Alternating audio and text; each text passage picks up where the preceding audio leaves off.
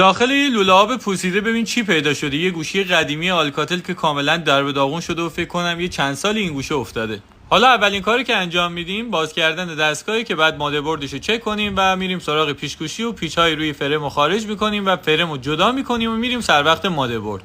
این فلتی که جدا کردم مربوط به تصویر میشه و مادربردش رو خارج کردم و کلیداشو چک کردم و بعد رفتم سراغ سرویس کردن کلیدها و مادربرد.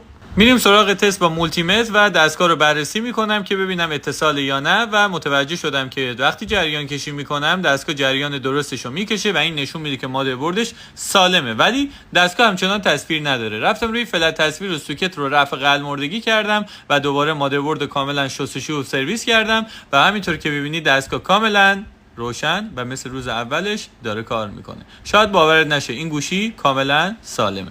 حالا بهم بگو آخرین عکس تو گالری چی بوده تا صاحبشو پیدا کنیم. ممنون از همراهیت.